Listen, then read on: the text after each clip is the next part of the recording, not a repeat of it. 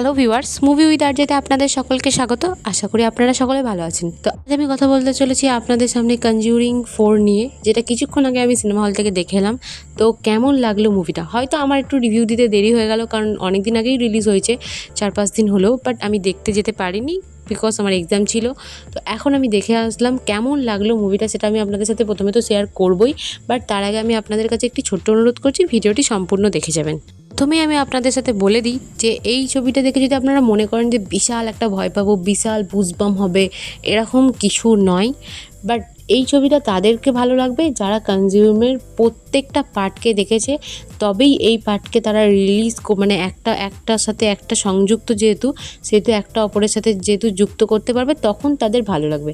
But আপনারা যদি কনজিউমের কোনো পার্টই না দেখে থাকেন, তাহলে আপনারা কিন্তু এই মুভিটা দেখে একদমই মজা পাবেন না। বাট আমি তো প্রত্যেকটা পার্ট দেখেছি, সেহেতু আমার মুভিটা ওভারঅল দারুণ লেগেছে, কারণ আগের পার্টের থেকে এই পার্টে অনেক বেশি কিছু দেখানোর চেষ্টা করা হয়েছে। এই ছবিটা দেখতে গিয়ে আমার একটা জিনিস ভালো লাগলো, যে বাংলাতে এই ছবিটা দেখার জন্য প্রত্যেকটা হল পুরো বুকিং, প্রত্যেকটা হল সিল হয়ে গেছে, পুরো প্যাকড আপ। মানে প্রত্যেকটা হলে এত লোকের ভিড়, এই ছবিটা দেখার জন্য এত মানুষ ইন্টারেস্টেড, সেটা দেখে সত্যিই ভালো লাগলো। আশা করছি আপনারা অনেকেই এরই মধ্যে ছবিটা দেখে ফেলেছেন। যারা দেখেছেন তারা কিন্তু আমার সাথে শেয়ার করবেন আপনাদের কি ওপিনিয়ন এই মুভিটা দেখার পর।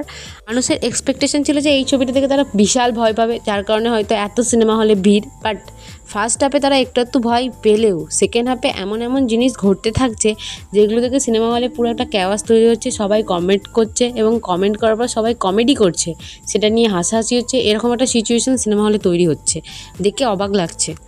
সাথে গল্পটা একটু করে শেয়ার করি। এখানে গল্পটা শুরু হচ্ছে 1984 থেকে দেখাচ্ছে, এবং সেখানে এড লরেন তারা নিজেদের কাজ ছেড়ে দিতে বাধ্য হচ্ছে। সেটা আমরা আগের পোর্শনে দেখেছিলাম, সেটা আবার আমরা এখানে দেখতে পাচ্ছি, কিন্তু কেন? তো এর থেকে বেশি যদি আপনাদের জানতে ইন্টারেস্টেড হন, আমি বলবো যে কনজিউরিংয়ের প্রত্যেকটা পার্ট দেখুন এবং তারপরে এই 4th পার্টটা দেখতে যান, আপনারা খুবই বেশি মজা পাবেন। এরপর ছবির পজিটিভ দিক নেগেটিভ দিক নিয়ে আমি আপনাদের সাথে বলতে চাই যে খুব কমই পজিটিভ দিক রয়েছে, বাট আমি তাও বলছি। প্রথম পজিটিভ দিক হলো এই ছবিটা ব্যাকবনটা এত বেশি স্ট্রং, মানে এই যে ব্যাক স্টোরিটা দেখানো হয়েছে সেটা খুবই স্ট্রং। বাট এমন পজিশনে যাচ্ছে যে মনে হবে যে কী এমন হতে চলেছে, বাট যেখানে আসল জায়গা সেখানে গিয়েই ক্লাইম্যাক্সটা ঠিক পড়ে যায়, যার কারণে ছবিটা একটু ফিকে লেগে গেছে। এই ছবিতে পারফরমেন্স দিক থেকে বলতে গেলে প্রত্যেকেই ভালো পারফরমেন্স দিচ্ছে, বাট এড লরেন্সের প্রতি যে আমাদের একটা ইমোশন কাজ করে, সেহেতু তার ক্যারেক্টারটাকে আমরা খুব বেশি ফিল করতে পারি এবং তার ক্যারেক্টারটার প্রতি আমাদের একটা অ্যাট্রাক্টেড থাকি। তো এখানে তার ক্যারেক্টারটাকে সে আবারও সুন্দরভাবে ফুটিয়ে তুলেছে এবং খুব ভালো লাগছে। ছবির প্রথম দিকে যখন মনস্টারদের রিভিল করছে, ওই যে একটা বিল্ড আপ দেখিয়েছে, সেটা এই ছবি সত্যি খুব ভালো লাগছে।